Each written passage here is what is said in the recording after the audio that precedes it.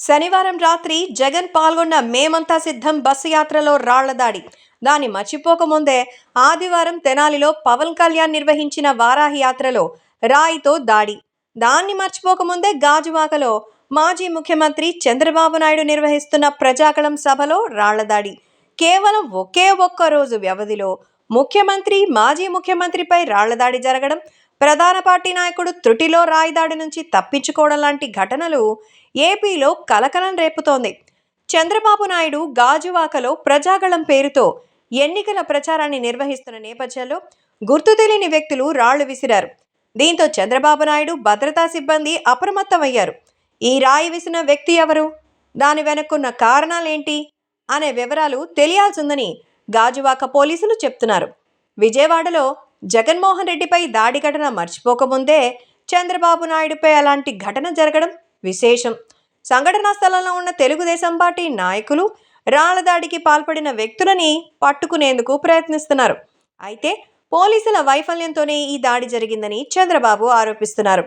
వాస్తవానికి పెద్ద పెద్ద స్థాయి నాయకులు ప్రజాక్షేత్రంలో వచ్చినప్పుడు ఏదైనా ఆపద పొంచి ఉంటే వెంటనే నిఘా వర్గం అప్రమత్తం చేస్తుంది, పోలీసులకి సూచనలు ఇస్తుంది.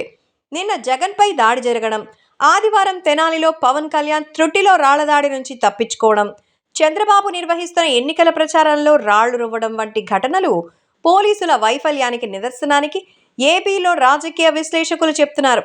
నిన్న జగన్మోహన్ రెడ్డిపై చీకట్లో గొలకరా వేశారు. ఇప్పుడు విద్యుత్ దీపాల వెలుగులో ఉన్న నాపై రాళ్లు విసిరాని చంద్రబాబు ధ్వజమెత్తారు. ఈ స్థాయిలో శాంతి భద్రతలను అదుపు తప్పుతుంటే పోలీసులు ఏం చేస్తున్నారని ఆయన ప్రశ్నించారు. రాళ్లేసింది జగన్ గ్యాంగ్ అని చంద్రబాబు ఆరోపించారు. ప్రభుత్వ పెద్దల సహకారంతోనే విశాఖపట్నం ఓడరేవుకి మాదక ద్రవ్యాలు దిగుమతయ్యాయని చంద్రబాబు మండిపడ్డారు. గంజాయి, మాదక ద్రవ్యాల అక్రమ రవాణాలో జగన్ ప్రభుత్వం అక్రమార్కులకు అండగా నిలుస్తోందని ఆరోపించారు. అందువల్లే రాష్ట్రంలో శాంతి భద్రతలు కట్టు తప్పాయని ఆయన విమర్శించారు. మరోవైపు చంద్రబాబు సభలో రాళ్ల దాడి జరిగిన నేపథ్యంలో పోలీసులు వెంటనే అప్రమత్తమైనట్టు తెలుస్తోంది. నిందితులను పట్టుకునేందుకు సీసీటీవీ ఫుటేజ్ రికార్డును పరిశీలిస్తున్నట్టుగా సమాచారం. అయితే అంతటి సభలో రాళ్లు రువ్వాల్సిన అవసరం ఎవరికొచ్చింది? అంత జనసందోహం ఉన్నప్పటికీ వాళ్ళక్కడికి ఎలా వచ్చారు? ఆ సమయంలో రాళ్లు వారికి ఎవరిచ్చారు?